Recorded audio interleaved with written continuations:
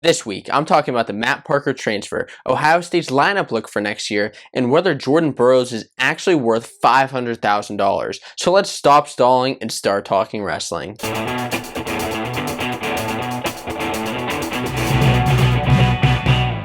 What's up, wrestling fans? My name is Josiah, and welcome to the Fanco Wrestling Show, where I talk all about wrestling news, tips, and lifestyle. This week, we're talking college wrestling news, international wrestling news, as well as a bunch of other fun topics. And if you are a fan of this channel, if you're a fan of wrestling, make sure that you hit subscribe so that you're notified of all the latest wrestling news. And it's a pretty big week, not only in wrestling, but also in the pop culture world. Of course, we have Avengers Endgame coming out this week, which is pretty awesome. There's a video I just put out about the Penn State highlight video in Avengers Endgame style. I thought that was kind of fun. Please let me know what you think about that. Also this weekend is the Battle for Winterfell on Game of Thrones Season 8, which is very exciting. And then, of course, in the wrestling world, we have the US Open going on all week, which is going to be so great. And this week, we have a lot of fun topics to talk about, but first we're going to talk about the Matt Parker transfer. So Matt Parker transferred from Lehigh to Penn State. Now, Matt Parker is the brother of Scott Parker, and who was also from Lehigh, and he was an All-American. Now, some of you guys may know Matt Parker, some of you may not, and why is this big news? Well, Matt Parker, first of all, he's an 125-pounder, so he is a lightweight for Penn State, something Penn State has drastically needed for the last couple of years. You know, they lost a couple of their recruits in Nick Suriano and then Gavin Teasdale, so now they're bringing in a couple 125-pounders in Matt Parker. So Matt Parker, last season he was actually injured with a torn ligament in his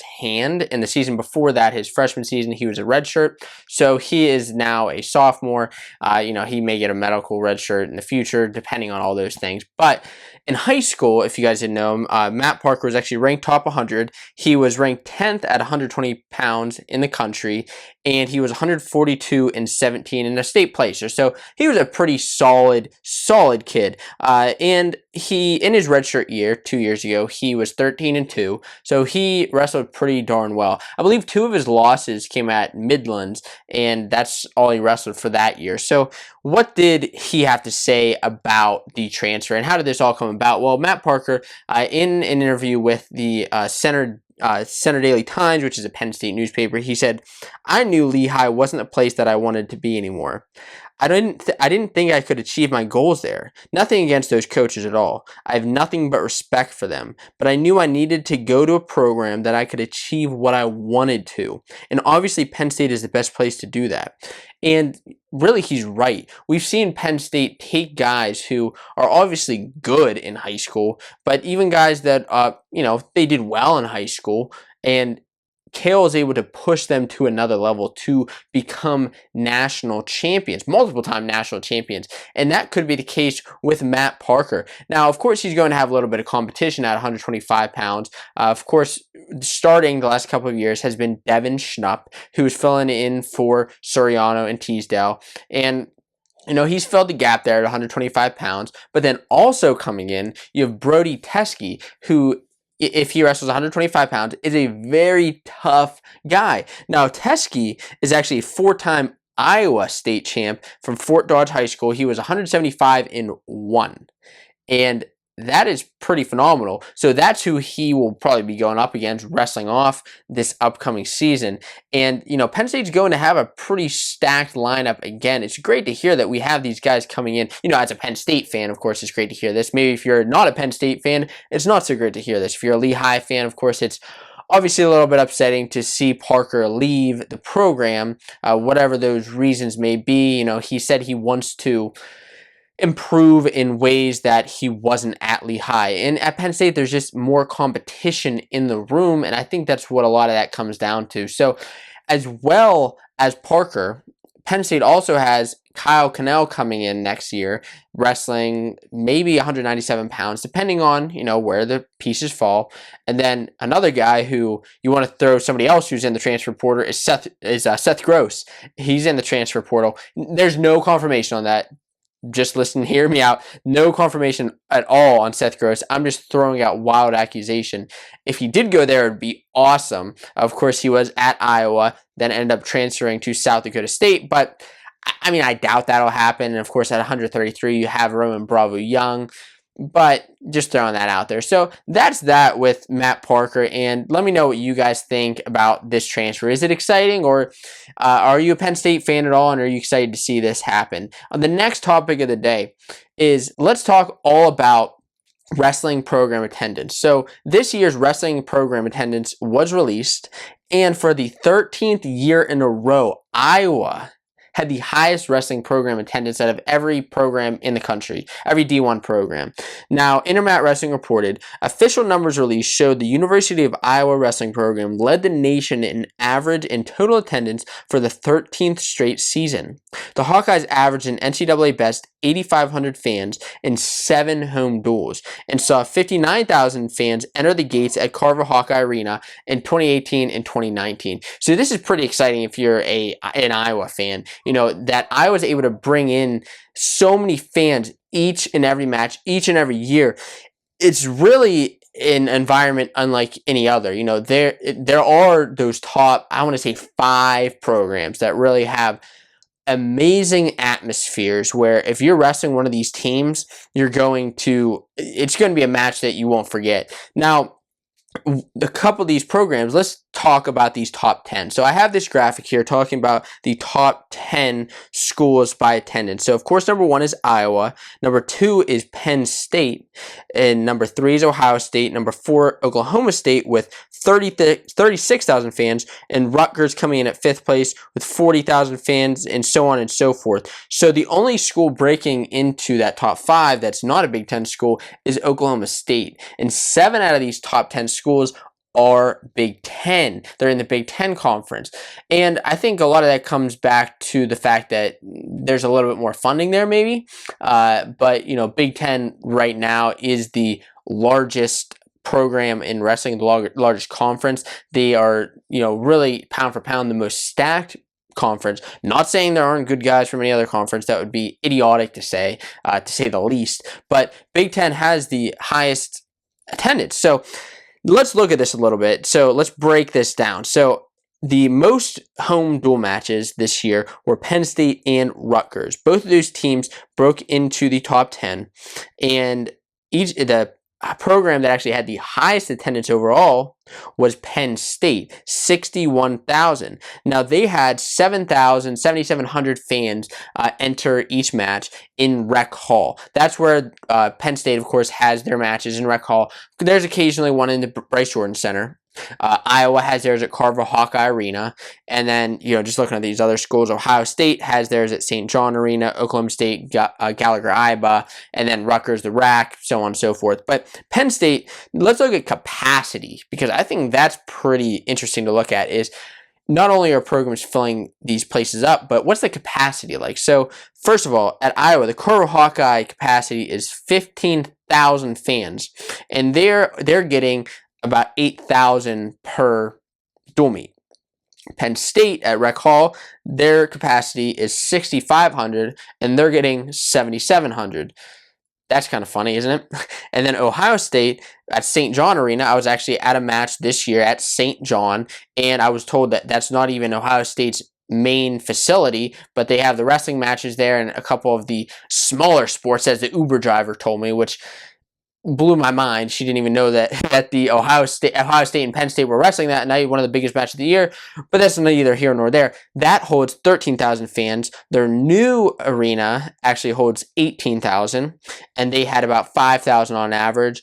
And then Gallagher-Iba can hold 13,000 fans, and they had on average about 5,200. And you know, it's just great for the sport of wrestling, because for the first time, 24 teams, so one of the top 24 teams, they have announced that the top 24 teams have had 1,000 fans or more per home dual meet, which is awesome for the sport of wrestling, that these programs are able to pull in all these great numbers. You know, one school that cracked the top 10 was Fresno State, pulling in about 2,400 fans per home meet. That's awesome. You know, that's really cool. Now, another fun thing is, what was the record-setting match of the season? Which fans went to which match the most? So, of course, we had Penn State and Ohio State, massive match. Penn State and Michigan, another big match. We had Oklahoma State and Iowa, one of the other biggest matches, my favorite dual meet of the year, and I'm sure a lot of your guys's. Now, Penn State, Michigan versus Michigan at the Bryce Jordan Center, which holds more than Rec Hall, had 15,000 fans there. That was the largest crowd of the year, and actually the 8th largest wrestling crowd of all time.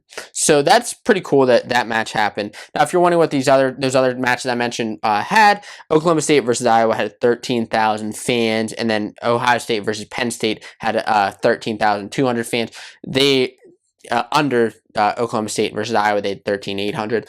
But awesome for the sport of wrestling that this has happened. Awesome for Iowa that they're able to continuously pull in these numbers of fans and honestly have all these wrestlers and wrestling fans at all these matches. It's really great to see. And on to the next topic of the day. What is Ohio State's lineup going to look like in next dual meet season? Now, Ohio State, obviously, they lost a couple of their guys. And I'm going to go through each of these lineups over the upcoming weeks and just discuss where I think certain guys will fall. Now, I took into account redshirt freshmen as well as incoming freshmen and the current lineup. So I'm taking into account everything here and diving deep into who I personally think will make the lineup. And please let me know if you think somebody else will make the lineup that I just left out or that I think's going to get nudged out, because there's going to be some debate here. So let's think about this. So Ohio State is graduating Joey McKenna, Micah Jordan, Tayshawn Campbell, and Miles Martin. Those are all big losses, all Americans, and a couple of those guys in the national finals, or I should one guy in the national finals in McKenna. But these guys are all they were phenomenal wrestlers, and it's going to be upsetting that the Buckeyes have to say goodbye to them this year. But they have 2 returning NCAA placers in their lineup, in Pletcher and Colin Moore. And then they actually have 3, well, I'll get to that in a minute. So let's get to this lineup. So going into 125 pounds, I'm just going to go right through this. Now, Ohio State, talking about recruiting classes a little bit, they have 3 out of the top 10 recruits in the class of 2019. 3 out of the top 10, more than any other school in the top 10. So Ohio State's going to have a team to reckon with in the upcoming years if these guys, if they do well at the national tournament. And they actually have 5 out of the top 100, which is, pretty good considering that every program is going to get a couple of these guys out of the top 100. So at 125 pounds, of course, we have Malik Heinzelman, who is returning as a sophomore. He wrestled last season. He was 23-9, and he made it to nationals, but did not play. So Ohio State actually had 10 out of 10 guys make it to the national tournament, which is a great feat. Now, also coming in as a true freshman, we have Jordan Cater coming in as a true freshman, and he is somebody who is a top-ranked recruit, and I think can do very well at Ohio State. Now, we've seen true freshmen. Some of them start midway through the season. Some of them just redshirt the first season, incoming as a freshman to get ready for the years to come. Now, I actually happen to think this is a case where Decatur is going to come out halfway through the season, and he's going to take Malik Heinzelman's spot. So I'm going to say there's a little switch here. It's going to be Malik, then Decatur at 125 pounds later in the season, depending on the wrestle-off too, of course, at 133 pounds. We have a couple guys here. Last year, we had Luke Pletcher, who wrestled at 133 pounds and did very well, made it to the national semifinals, and he actually lost to Dayton Fix. He made it to the Big Ten finals, lost to Nick Soriano, but he is a guy who's always, in my mind, he's always consistent. So will he make the lineup again? Absolutely. I mean, he's going to be a senior this year. He's going to return and make 133 pounds. Now, who's behind him? You also have Decatur, who could, be a 33-pounder, could be a 25-pounder. He said, I believe, that he wants to be a 25-pounder, but, those type of things can change depending on whether he bulks, whether whether he gains any weight, whatever it is. But I think Pletcher's got the spot here at 33. At 141 pounds, we have a few guys that there's a possibility are wrestling because, of course, Ohio State lost Joey McKenna this last year. So that was, an upsetting loss. So who are three guys? Well, one I'm going to throw out here is Keyshawn Hayes. So Hayes actually wrestled 157 pounds this past year, and that's actually a few pounds up from what he's wrestled in the past. He wrestled 141 pounds 2 years ago, and then 149 pounds the year after that, and then last year he wrestled 157 pounds. So also we have Quinn Kinner, who's a redshirt freshman, and then we have Alex Felix, who is another redshirt freshman. So these guys are coming in, and any one of them I think can make the weight. Now I happen to not think that Hayes is going to drop down that low. He may be a little bit big for 57, or a little bit small for 57. But I don't think he's going to be able to drop all the way to 41. Just my opinion. Because, although he wrestled well last year, he placed at Big Tens, didn't place at Nationals, but still qualified. I just don't think he'll be able to drop. But Kinner, on the other hand, he's a two-time state champ from New Jersey. He's a Beast of the East champ, and he was the number 15 recruit in his recruiting class. And I think that he's going to be able to beat out Felix, who is like the 98th recruit, still a top 100 guy, but I think Kinner's just going to pull out here and take the 141 spot. At a 149, we have a guy coming in called Sammy Sasso, and I don't think there's any competition at this weight now that Micah Jordan's gone. I think Sasso from Nazareth, Pennsylvania, is going to come in and really make some waves as a redshirt freshman. I think he's a two-time state champ, going at 149 pounds, two-time state champ. He is a Ironman, Super 32, Flow Natty champ. He has won all these huge tournaments and going to be somebody to reckon with at 149 pounds now that a couple of these guys have left at the national level. At 157 pounds, we have Keyshawn Hayes, who is a senior this year. That's where he wrestled last year at 157. And we also have Jaden Maddox, who's a redshirt freshman. And I believe there's been some drama with him where some people weren't sure if he was on the team. Some people weren't sure. Some people were sure. I believe he's on the team, from my understanding, and he will be going up against Hayes for that 57-pound spot. Now, Hayes, as I said, Big Ten placer, didn't place at Nationals, 21-11 on the season last year. He had a good season, and I think he's going to wrestle again well this upcoming year. Now, even though Maddox, he's a number 24 recruit, he's a two-time state champ from Ohio, so, he's no scrub. And he's a two-time Flow National champion. He was 13-2 in his redshirt season, so he wrestled pretty well. But I think Hayes is going to pull out, get the spot here at 157. You never know, though. At 165, we have a pretty loaded weight class again. But it's full of a couple redshirt freshmen, true freshmen, as well as a returner and Caleb Romero. Caleb Romero. So Romero is he'll be a redshirt sophomore. He started last season and then ended up getting beat out by Tayshawn Campbell. And now that Tayshawn's gone, the spot is his to lose essentially. Last year he was 11-6 before he lost his spot. Now these other guys in Carson Karchala, I believe is how you pronounce it. Carson Karchala, true freshman. He's a number 10 recruit, number 1 at 170 pounds in the country, and he was actually a state champ from Liberty High School. So he's going to be a guy who's going to be, he's aiming for that spot, but he also got Kayvon Freeman, redshirt freshman, number 78 recruit in his recruiting class, and is a 3-time Ohio State champion.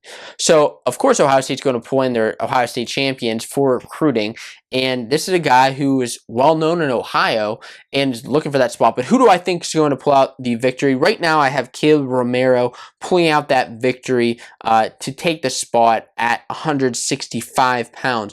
Moving on up to 174 pounds, we have Ethan Smith and Rocky Jordan. Rocky Jordan now is the brother of Bo and Micah Jordan. also who wrestled for Ohio State. And then we have Ethan Smith, who is a redshirt sophomore. Rocky Jordan, of course, redshirt freshman. So Smith made it to nationals last year. He didn't place, but he made it. He was 20-13 on the season, 6th in the Big Ten tournament. Rocky Jordan now is the number 35 recruit in his recruiting class. He was a 3-time state champ from Ohio, another 3-time state champ, 174-8. Pretty solid high school record right there. Now, I happen to think that Smith will pull this out. You see these freshmen coming in. To be honest, you have to be really, really good to get that spot as a freshman, redshirt freshman, true freshman, whatever it is. You need some time to get some of that college experience, college matches under your belt. And that's why I happen to think that Ethan Smith's going to take this spot at 174 pounds. Please tell me if I'm wrong. And if you think any differently, I'd love to hear why. Please let me know in the comments below. But at 184 pounds, it's another weight where, just like 149, I don't think there's much competition. That's why I think Gavin Hoffman, who's a redshirt freshman, is going to take this weight, formerly from Miles Martin, who wrestled at 184 pounds. Now, Hoffman was the number 10 recruit. He's a 3-time state champion from Montoursville High School, which is in Pennsylvania. And he's a guy who was 22-3 last year in his redshirt season. I think he's going to do very well at 184 pounds, fill in some nice shoes for Miles Martin. It's tough to make up for Miles Martin. He was a national finalist two times, a national champion. Last year, he lost, a big match to Max Dean, unfortunately, for Ohio State fans. But, now you got a guy in Gavin Hoffman, even though he's coming from PA, you got that a good recruit there to keep your team going. But at 197 pounds, you have another returner in Colin Moore. Now, Colin Moore, I actually thought he was a senior last year. Turns out he's not. He's a senior this year. And Colin Moore, of course, he was a national finalist. Last year, he had 3 losses only. He was 23-3. And all 3 of those losses came to the same guy in Bo Nickel. So Bo Nickel's gone now. Bo Nickel will not be returning this year to college wrestling. So Colin Moore, I believe, finally has a chance to win a national title for Ohio State. We're going to have a couple other guys who are going to give him some competition, but it's Colin Moore's year, I think, to finally win that national title. And under him, actually, coming up, I don't think this year at all, but next year will be Kevin Snyder. Kevin Snyder, you guys may know as the brother of Kyle Snyder, who is pretty much the Superman of wrestling, national champ, Olympic champ, world champ. He is phenomenal. Kevin Snyder is his brother, and he's under Moore right now, but I think he'll come out in his redshirt senior year and actually do really well for the team. But right now, Colin Moore. And at 285 pounds, we have 2 very good guys. We have Chase Singletary, who is 21-9. He made it to nationals, didn't place. And then we have another guy by the name of Greg Kirkfleet. Now, Greg Kirkfleet is the number 1 recruit in the class of 2019. So that is a great feat in itself. Number 1 recruit coming in as a true freshman. Because of his true freshman, now let me give you a couple stats. He is from Simley High School in Minnesota. He's a state champ, and he actually wrestled Gable Steveson 2 years ago in a high school match. He actually lost that match in 2018, but that was the biggest high school match of that entire year. So Kirkfleet and Singletary at 285. I actually happen to think that Kirkfleet is going to stay as a redshirt this year, get some matches under his belt, get another year of separation between him and Steveson, and then that way he has a chance to win a couple national titles. And I'm not saying he can't beat Steveson. I'm not saying that at all, not by any means. However, I think giving that year of separation gives him a chance to win another one. And then, of course, you have a couple other guys who may be coming up in that high school right now. But I think Singletary is going to take that at 285 pounds. And so that is your Ohio State lineup. At 125, you have Malik and Decatur. I think they're going to switch off a little bit. Pletcher at 133. Quinn Kinner at 141. Sammy Sasso as a freshman at 149. Keyshawn Hayes at 57. Romero at 165. 174, I think we're going to have Ethan Smith and Gavin Hoffman at 184 pounds. Colin Moore at 197 and Chase Singletary at 285 pounds. Please let me know what you think, because this is going to be a solid year for Ohio State. And talking about Ohio State wrestlers, let's talk a little bit about Logan Stieber, who just retired this past month. So Stieber, former Ohio State wrestler, 4-time national champion, one of only 4 guys to win a national title. Now, he announced his retirement on social media, saying, "I'm grateful to have done this sport for the last 24 years. Out of everything, I'll miss competing alongside my friends the most. On to the next adventure." He announced that on Instagram. He announced his retirement. And, let's just go through a couple of, because I have a lot of high school guys that watch this program. Maybe you don't know who Logan Stieber is, and that's totally okay. I think maybe you know the name, maybe you don't know the accomplishments. So Stieber is a 4-time state champ from Monroeville High School in Ohio. He's a 4-time Big Ten champion, and he's a 4-time national champion. And on top of that, he's a world champion. He helped Ohio State win a national dual title, as well as a team title, as well as USA win a national world title. So this guy, Logan Stieber, has had a phenomenal career, one of the best in all of wrestling.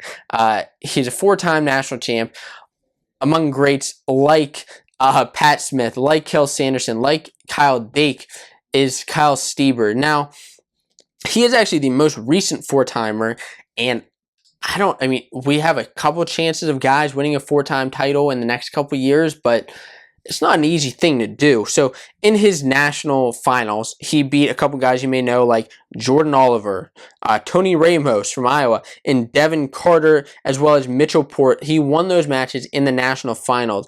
Now, what's funny is Ramos and Oliver actually went on to win national titles themselves in years when Stieber was not wrestling. So that's pretty cool. Now, as a freestyle world champ at 61 kilograms, he made the 2017 and 2018 teams, but now he will actually be joining the freestyle staff, and this is full of athletes like Kyle Snyder, like Nathan Tomasello, Nato, like now Miles Martin, Colin Moore probably be joining that team, Joey McKenna.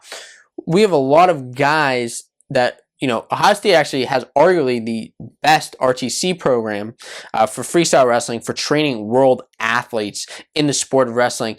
And next year, 2020, is an Olympic year.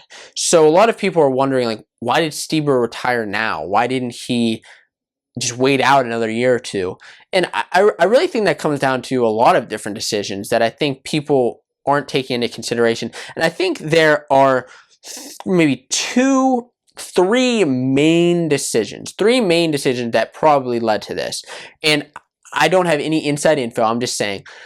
One, his heart's not in it anymore. He just wants to coach. He doesn't really want to wrestle competitively. I don't think that's it. If his heart wasn't in it, he wouldn't have won all these titles. He wouldn't have wanted to come back and coach. I don't think that his heart's not in it.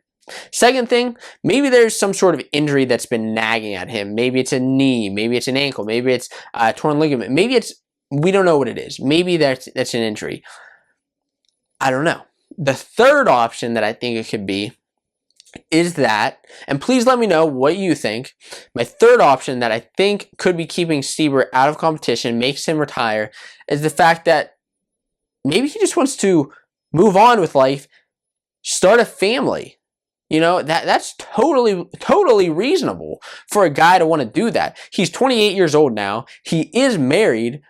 Maybe he wants to start a family and start having kids. That's around the age a lot of people start having kids, is 28. You forget that a lot of these athletes are real people. They have families. They want to start families. I think, in my opinion, I think that's what it comes down to. That way he can still coach and, help these other guys train, but he doesn't have to be wrestling competitively. So that's my thoughts on Chael Stieber, and hats off to him for such a phenomenal career. On to the next topic. Let's move on to some international wrestling talk. Pan Ams happened this past weekend, and USA Wrestling went 10 for 10 in men's freestyle. They won massively. Absolutely massively. Men's freestyle won the tournament ahead of Canada, ahead of Cuba, who finished behind them at second and third places respectively. So Pan Ams wrestled, this is an international tournament, it wrestled in Buenos Aires, Argentina. Argentina.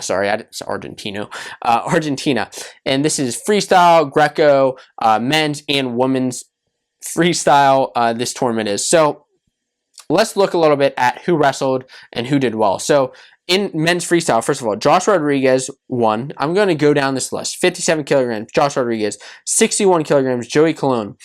Colton McChrystal won at 65 kilograms. Then at 70 kilograms, it was actually Anthony Ashnell, coming off of a great college career. Jordan Burroughs won his third title at 74 kilograms. Chandler Rogers, another guy coming out of a college career, won at 79 kilograms.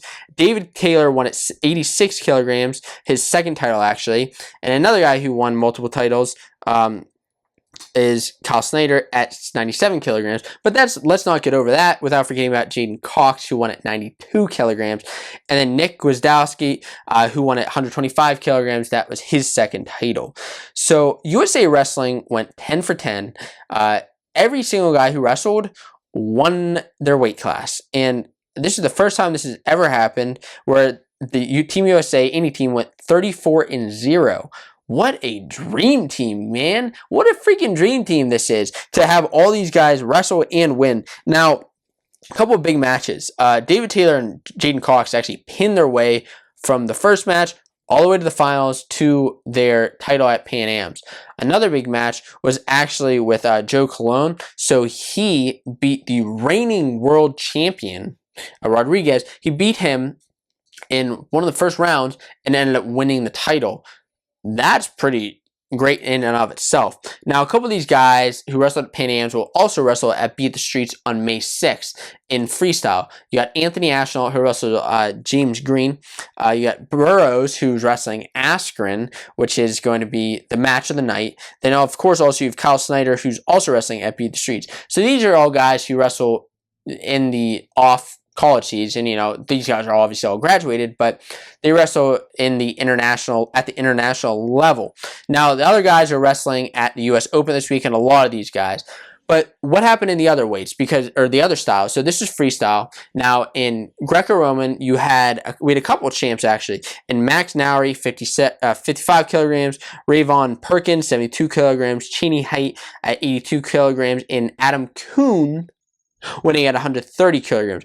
What a big guy, and they actually won the tournament for Greco-Roman for Team USA. And then we also, in case you guys want to know a little bit more about women's wrestling, they actually also won a title. They had 5 champs, I believe, and Sarah Hildebrand, who won at 53 kilograms, Alex Hendrick at 55 kilograms, Julia Salata at 65 kilograms, Tamira Stock at 68 kilograms, and then Adeline Gray at 76 kilograms. And these women also won a Team USA title. They won the Pan Am title for Team USA. So this is a great tournament for Team USA overall. Let me know, I'm kind of diving into a little bit of international wrestling, and full disclosure to you guys, I have not followed it aggressively over the last couple of years. I've followed it. I know what's happening. I follow the Olympics, but I haven't followed a lot of these tournaments aggressively, and I've been doing that a little bit more. Please let me know if you'd like to see more content like this, more international wrestling, freestyle, in Greco-Roman, as opposed to just the regular folk style in college wrestling. I want to know if there's any interest in that. Please let me know in the comments below. Next on the list, probably the biggest topic of the day, Chael Sonnen trash-talked the wrestling community. In particular, he trash-talked Jordan Burroughs. So where does this story begin? Well, of course, this story begins because Jordan Burroughs and Ben Askren are wrestling at Beat the Streets on May 6th. And this is the headliner of the night. Burroughs, he's a UFC fighter, MMA fighter for a couple years, and he's also a national champion, Hodge Trophy winner, coming back to wrestle another national champion, world champ, Olympic champ, Jordan Burroughs. So these guys are wrestling, beat the streets, and then it came out in a couple of interviews. Jordan Burroughs actually said on ESPN program, he said like he had some interest in MMA.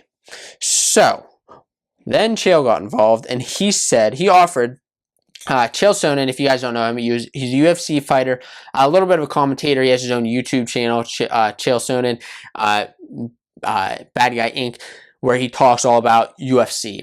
Now, he tweeted out to Jordan Burroughs, and he said, "Hey, champ, you want to try an MMA fight? Here's an offer. 1 fight contract, $50,000, no strings attached. We'll put it on UFC Fight Pass." And I think this is totally legit. Like, he actually wanted to get Burroughs a fight, and, you know, Burroughs has always had some interest in fighting, you know, just to see how he'd do. And I'd like to see how he'd do as well. Well, then Burroughs responded, and this is where the drama started. He said, "I've made more than that in wrestling. Add a 0 and call me." Yikes. Add a 0 and call me. So is Burroughs worth $500,000? Well, we'll get to that in just a bit. But first, let's add to the drama a little bit more. So Chael, he commented back, and he said, "Hey, all I see is gold." Also, Jordan Burroughs, that's his handle on Twitter. He said, "I respect you, but go back and put your singlet on. My sport isn't for you." Burroughs said, "How about this? When you're done assuming you have any idea what my value is, come back and make me a serious offer, man to man. How business is done. I'm available May 6th at Beat the Streets, where I'll be putting on one of the best. I'll be putting it on one of the best guys in my sport. Your ticket will be at will call." And Chael just went on here and kind of trash talked Burroughs all around. Trash talked wrestling. All he said was, you know, "Burroughs, this is my sport. You can't come in here assuming you're going to make $500,000 when, you know, you say you make that in wrestling, but where are you making that?" He's saying, go back, put your singlet on, put your, you know, you be red, I'll be green, all this crap. And first of all, I have to say, I don't know why Chael's trash talking wrestling, and I don't think he was necessarily trying to do it that much, but he was putting the sport of wrestling down to fans people who are fans of UFC but aren't fans of wrestling. They're going to see that and say, "Oh, I can make fun of wrestling too. Wrestling's stupid. You just go put on your singlet. Yeah, Jordan Burroughs, screw you." No, because Chael is actually a former wrestler himself. He was an All-American from the University of Oregon. I actually did a whole video on the University of Oregon, and I found out that Chael Sonnen was a wrestler there, an All-American back in the 90s. But then let's continue this, because let's really think about this. How much is Jordan Burroughs worth? Is he worth $500,000? Is he worth $50,000? Well, let's look at the numbers a little bit. So when Burroughs won his Olympic gold medal, he actually earned $250,000. That's from the USA Olympic Committee, as well as from donors donating to the USA Wrestling. They're saying, if you win a gold medal, we'll pay you this much money. So he won $250,000 for his gold medal from 2012 to, I believe, 2016 for his world and Olympic medals. He's made a little over $400,000. Now, I looked up, and his net worth, Jordan Burroughs' net worth, is actually $5.5 million. $5.5 million. Where is he getting all that money from? How is he worth $5 million if he's only making $400,000 from winning Olympic and World Championships? Here's how it happens: is he has sponsors. He has people who sponsor him, companies that sponsor him, where if he promotes a product, he wears their gear, wears their outfits, wears their shoes, then he'll get paid for it. So he's actually getting paid around $750,000 to promote brands like ASICS.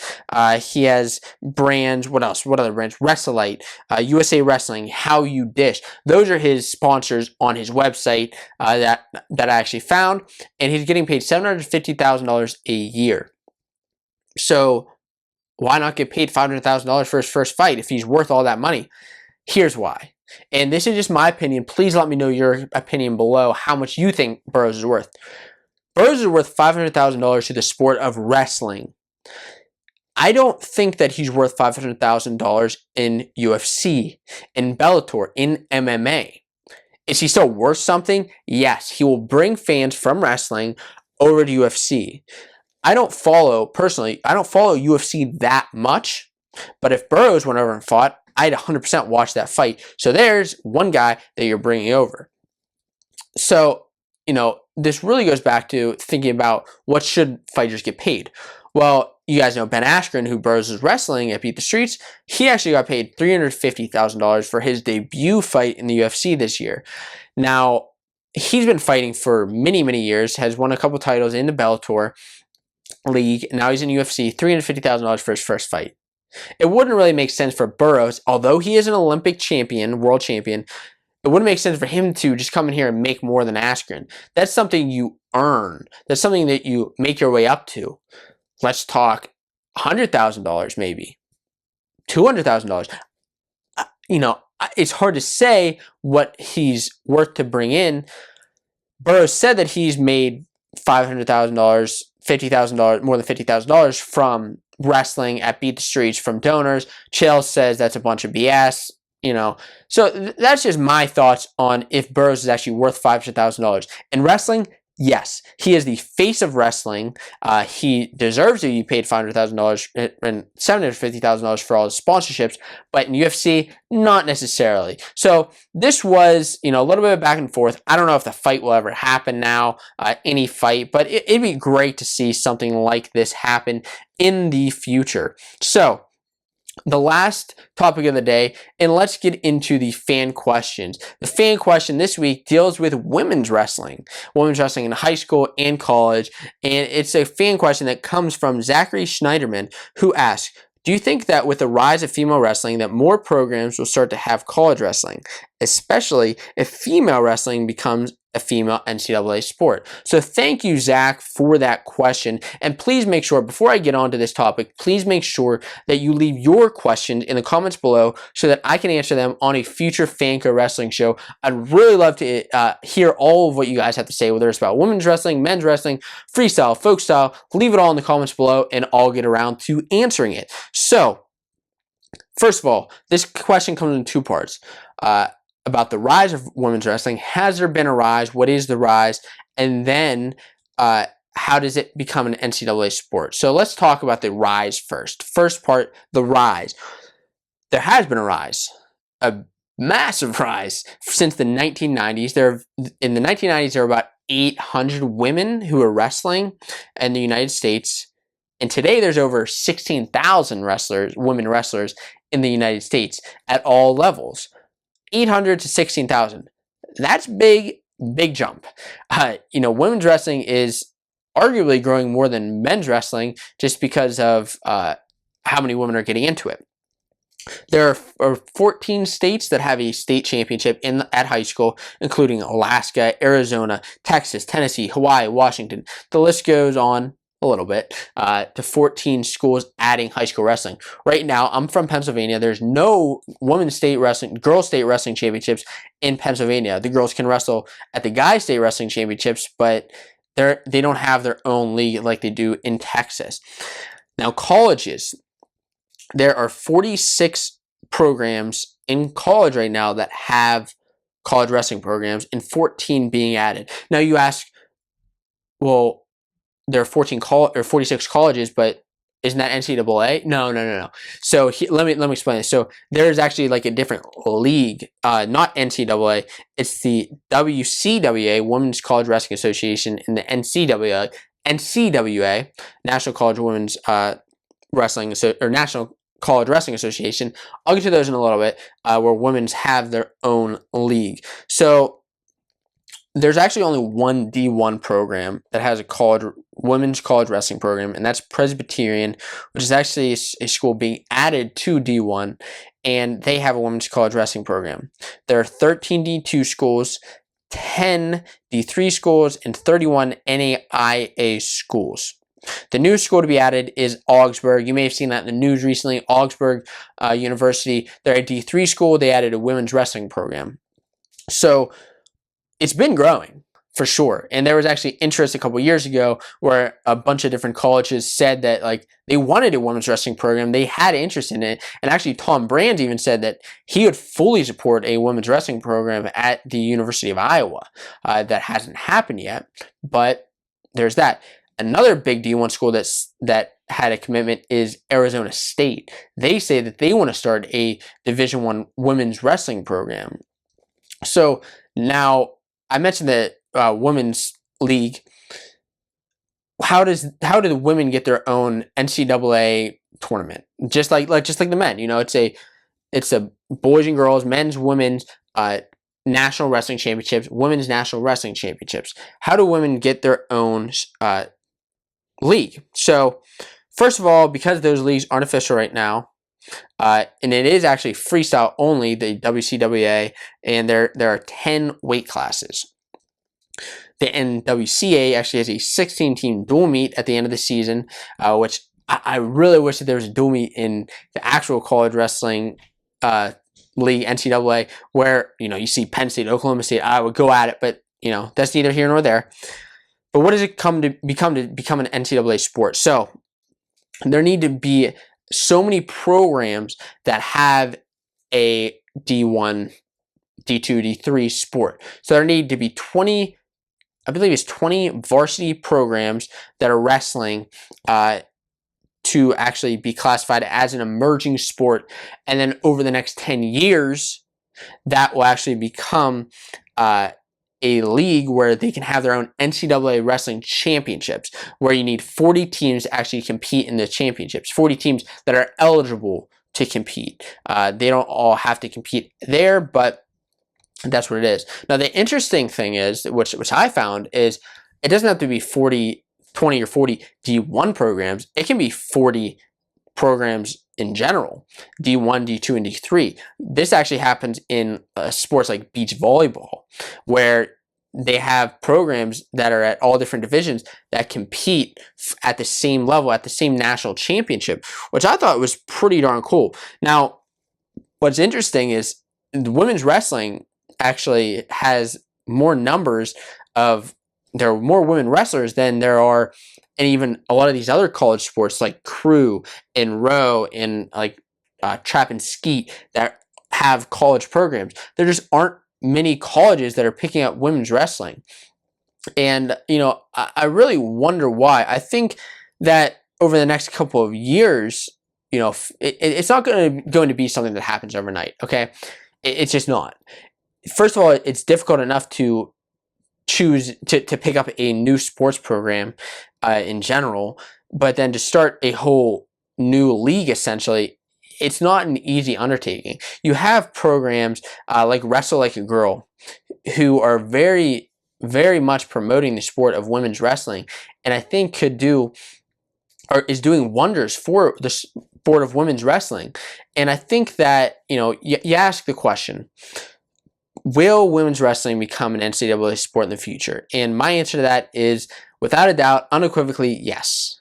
Will it be in 2020? No. Will it be in 2025? Probably not. 2030? Okay, now we're looking more likely to have a women's national wrestling championships.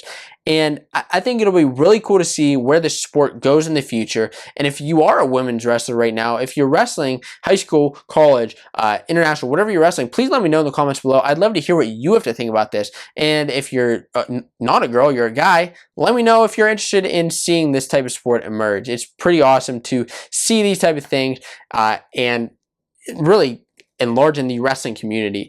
And for this show, that does it. Now, if you're a fan, as I said, if you've watched from here to the end, please leave a comment below just telling me what you want to see happen on next week's show. I have a lot of fun things coming out in the next week, and you'll see me in 2 weeks on the next Fanco Wrestling Show. As always, I appreciate you guys watching. This is a lot of fun to do, and I really appreciate your support. So make sure you just leave comments below, like this video, subscribe, and share everything with your friends so we can keep growing this channel, keep growing the wrestling community as wrestling fans. Thanks for watching, guys.